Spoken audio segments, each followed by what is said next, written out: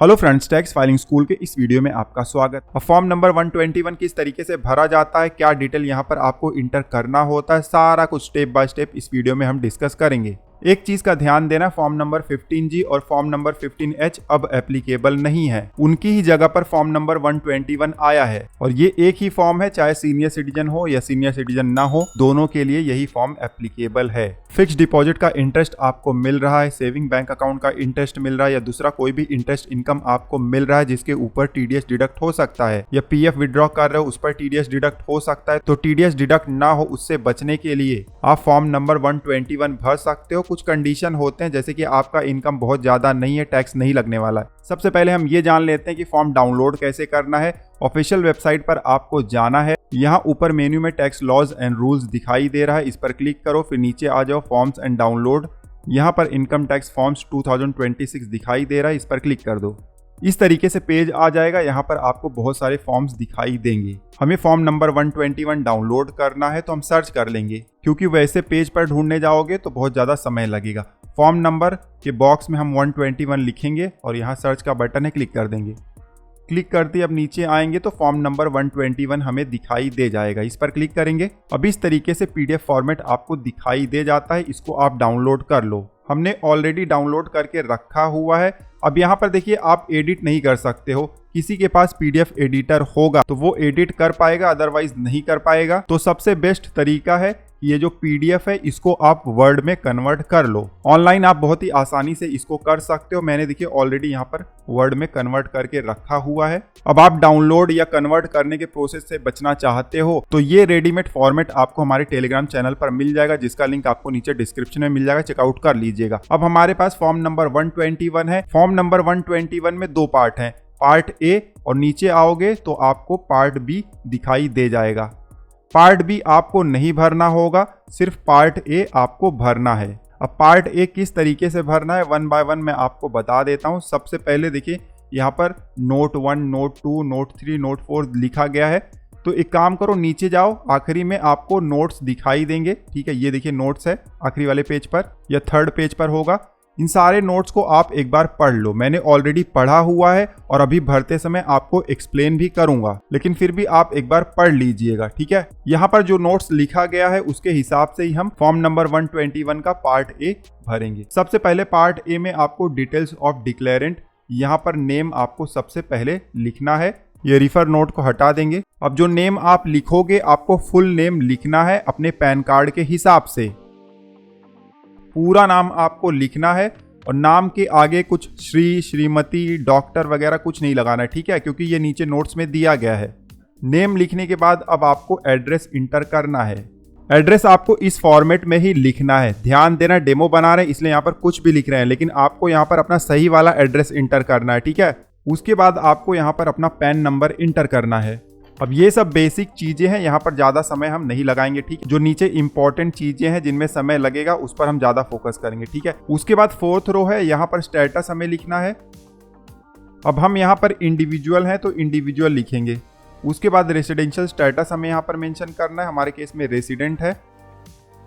अब ऊपर हमने नॉर्मल लिखा हुआ है, नीचे कैपिटल लेटर में लिखा हुआ है, तो क्या इस तरीके से चल जाएगा? तो ऐसा आपको बिल्कुल नहीं करना है। नॉर्मल लिख रहे हो तो नॉर्मल लिखो, कैपिटल लेटर में लिख रहे हो तो सब कैपिटल लेटर में लिखना। उसके बाद 5A में आना है, यहाँ पर हमें बताना है कि हम सीनियर सिटीजन है या नहीं, मतलब हमारी उम्र 60 साल से कम है या 60 साल से ज्यादा। अगर 60 साल से ज्यादा है तब यस लिखना है और अगर 60 साल से कम है तब नो लिखना है। उसके बाद अब ईमेल आईडी हमें यहाँ पर लिखना है। अब मैंने ऐसे यहाँ पर टेक्स्ट इंटर कर दिया हुआ है, लेकिन जब आप ईमेल आईडी इंटर करोगे तो सही @ वाला ईमेल आईडी इंटर करना।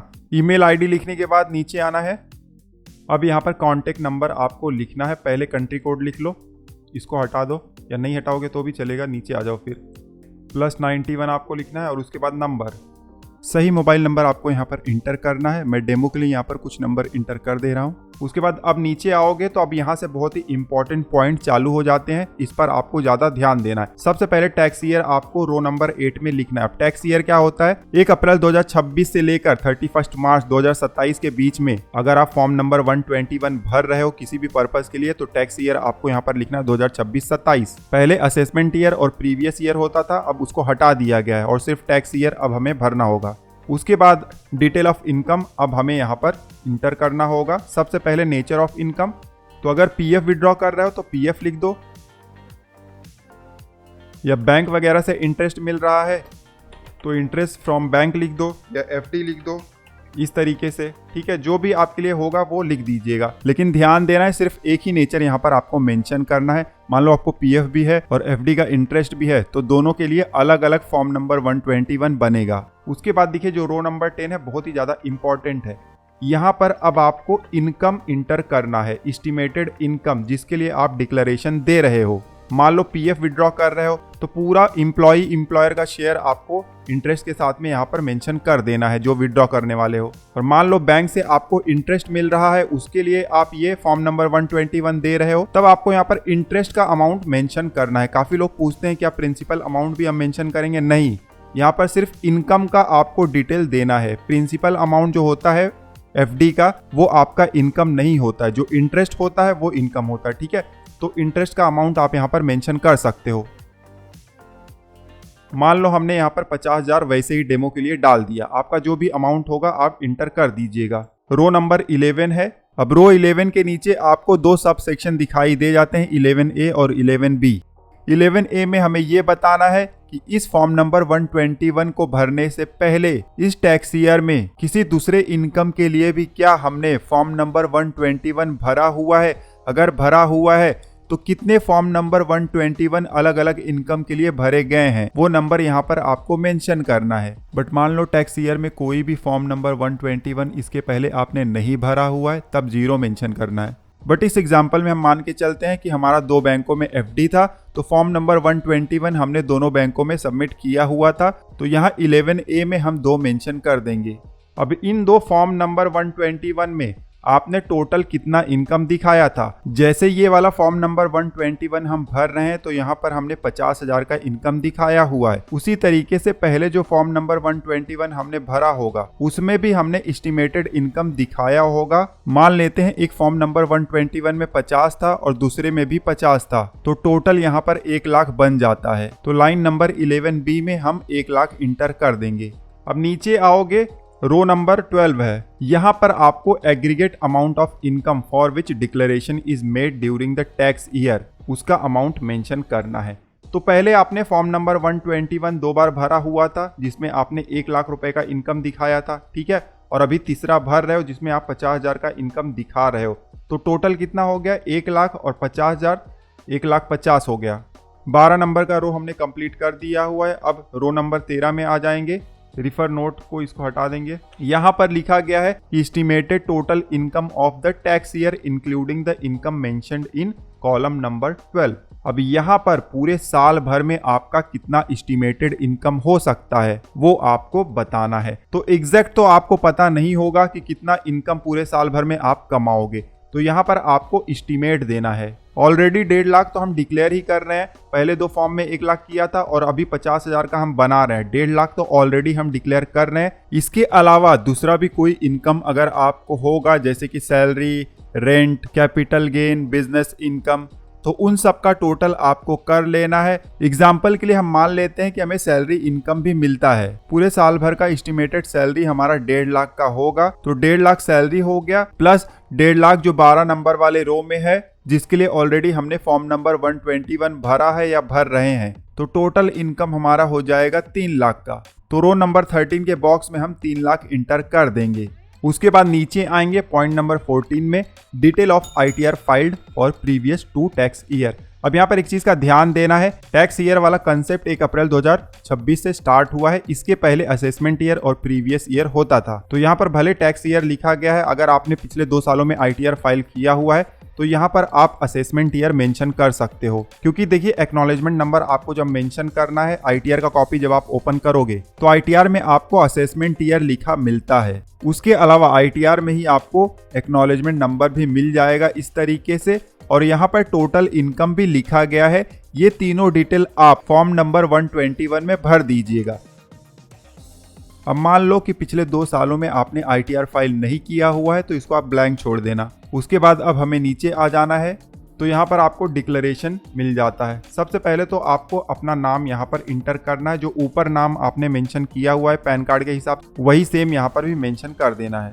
उसके बाद यहाँ पर आपको अपना पैन नंबर इंटर करना है। पैन नंबर में गड़बड़ी बिल्कुल नहीं करना है, ठीक है, ऊपर भी और यहाँ पर भी। पैन नंबर में आपने गड़बड़ कर दिया तब तो पूरा काम ही बिगड़ जाएगा। हमने ऐसे डेमो के लिए इंटर कर दिया, आप बिल्कुल सही पैन नंबर यहाँ पर इंटर करिएगा। मैं फिर से बताना चाहूँगा, मैं यहाँ पर कैपिटल कहीं पर लिख रहा हूँ, कहीं स्मॉल लिख रहा हूँ, मैं डेमो बना रहा हूँ, लेकिन जब आप भरोगे तो कैपिटल में भर रहे हो तो सब कैपिटल में भरना। नीचे आओगे तो ये लाइन नंबर 3 आपको दिखाई दे जाएगा, यहाँ पर आपको टैक्स ईयर मेंशन करना है।